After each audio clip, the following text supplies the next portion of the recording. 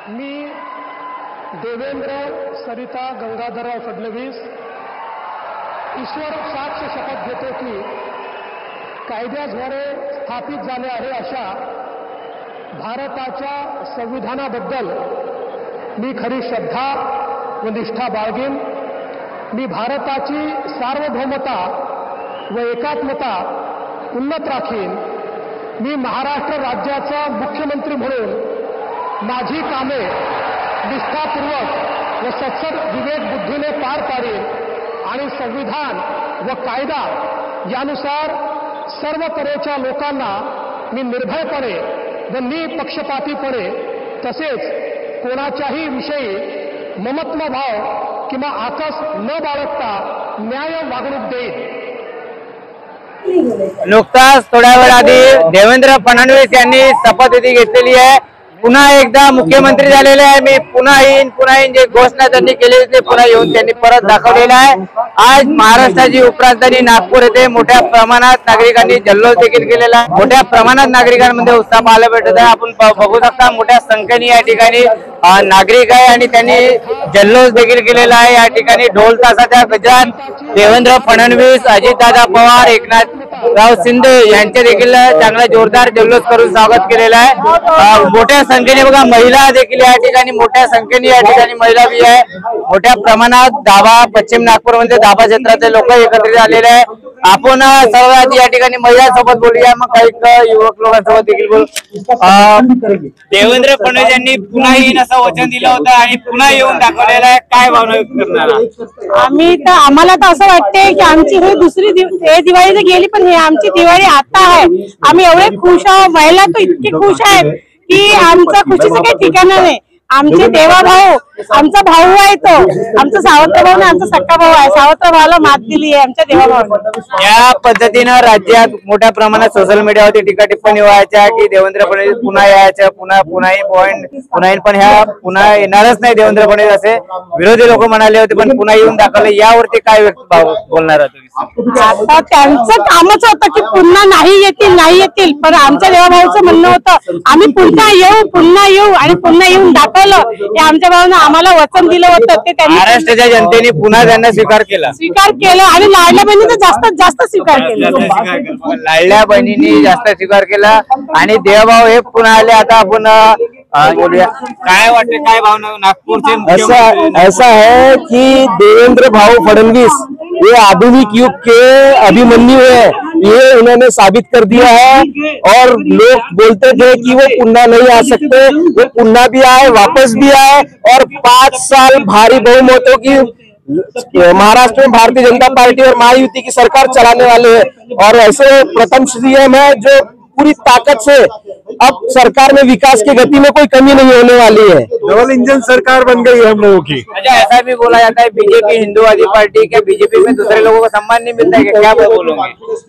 BJP ये सभी को साथ में लेके चलने वाली पार्टी है। और हिंदवी राष्ट्र में रहते हो तो हिंदू राष्ट्र बोलने में कोई दिक्कत नहीं है, क्योंकि हम हिंदुस्तान में रहते हैं। लेकिन यहाँ पे सभी लोगों का उतना ही सम्मान होता है। मतलब ये विरोधी जो लोग हैं वो फालतू में ही आरोप लगाते हैं, ऐसा कहना है? बिल्कुल ऐसा ही है, ऐसा नहीं। यहाँ पर सभी को हम एक साथ लेके चलते हैं, किसी जात पात से ये नहीं है। हमारे शीर्ष नेतृत्व का कहना है जो जात की बात करेगा वो लात खाएगा। आपका क्या कहना है? बीजेपी में क्या सभी को सम्मान मिलता है? बिल्कुल सभी को एक समान सम्मान मिलता है और महिलाओं की बहुत इज्जत की जाती है। दाभा में आप सब एकत्र है, क्या बोलोगे आप? क्या बोलोगे? दाभा वासियों कैसा है, मतलब जब शपथ नहीं रहते देवा भाऊ मतलब अपने नागपुर से, तो उस समय कैसा फील कर रहे थे? बहुत अच्छा फील कर रहे थे। ऐसा लग रहा था हमारी जीत है और हमारी जीत है और लाडली बहनों की जीत है ये। काय वाटतंय आपल्याला? देवेंद्र फडणवीस पुन्हा एकदा मुख्यमंत्री झाले। जय महाराष्ट्र, जय महाराष्ट्र, जय फडणवीस साहब। सच्चाई की हमारी जीत हो गई और कई लोगों ने काड़ियां की होंगी इधर उधर, वो मुंह के खा चुके अभी। और फडणवीस में बोलते पंचवार्षिक नहीं, इसके आगे भी आएंगे। हमारी पार्टी सच्चाई के लिए, समझे क्या, जो वादा करते हैं वो निभा के बताते हैं।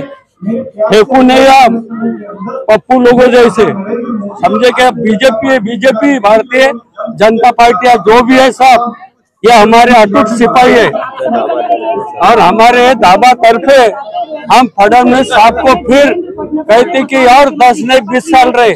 और सबसे बढ़िया तो हमारे मोदी जी है। दावा में उत्साह दिख रहा है का? बिल्कुल दावा में उत्साह दिख रहा है, बहुत जल्लोष के साथ। हमने बीजेपी पार्टी ये हमारी एकमेव पार्टी है और इस पार्टी के लिए हमने जीव जान लगा दिया है और सब इधर भगवा छाया है। इसीलिए हम देवेंद्र फडणवीस साहब को शुभकामना देते हैं आगे सरकार चलाने के लिए दावा। ये वो महामंत्री हूँ यहाँ का वार्ड का, तो मैं एक ही बोलूंगा कि कई लोगों ने देखा हमारा एक कैंडिडेट गिरा, उससे हमें कोई फर्क नहीं गिरा, लेकिन काड़ी करने वालों ने बहुत कुछ किया। और इसके आगे मैं उम्मीद करता हूँ उन लोगों से कि कभी भी खुरापाचे धंदे न करे।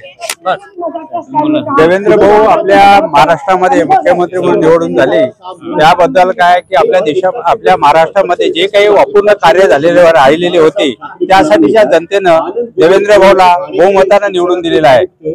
आणि देवेंद्र भाऊ आपल्या नागपूरचे असल्या कारणास्तव मोठ्या प्रमाणावर जे काही मिहानचे कार्य राहिले आहे, काही बुटीपुरी वगैरे काही प्रकल्प आहे, असे मोठे मोठे प्रकल्प त्यांचं स्वप्न होतं की मोठे मोठे प्रकल्प तयार होऊन इथे बऱ्याचशा लोकांना रोजगार प्राप्त व्हावा, त्या दृष्टिकोनातून त्यांचे जे काही स्वप्न होते ते स्वप्न पूर्ण होण्याची त्यांच्यामध्ये क्षमता आणि ते पूर्ण करेल आणि हीच आशा आम्ही पण करतो। म्हणूनच आम्ही या सर्व लोकांनी मोठ्या संख्येनं वोटिंग करून त्यांना जिंकून दिलेलं आहे।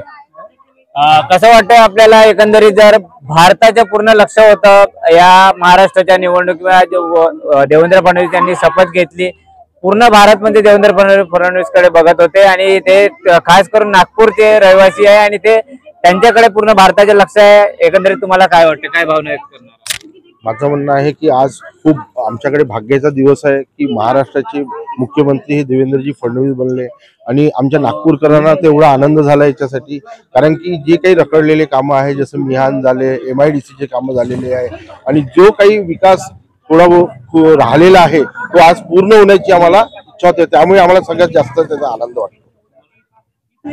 तर नक्कीच देवेंद्र फडणवीस पुन्हा एकदा मुख्यमंत्री झाले। खूप म्हणजे नागपुरातच नाही तर संपूर्ण महाराष्ट्रात आनंदाने म्हणजे एक असा जल्लोष करण्यात येत आहे आणि देवेंद्र फडणवीस झाले, गडकरी साहेब झाले आणि नागपूरसाठी यांनी भरपूर कामं केलेले आहे। ब्रिज आहे, मेट्रो असे अनेक आणि रस्त्यांचे कामं आहे, भरभरून विकास देखील केलेला आहे भारतीय म्हणजे देवेंद्र फडणवीस आणि नितीन गडकरी आणि त्याच्या श्रेय म्हणजे यांना मिळताना दिसतोय आहे।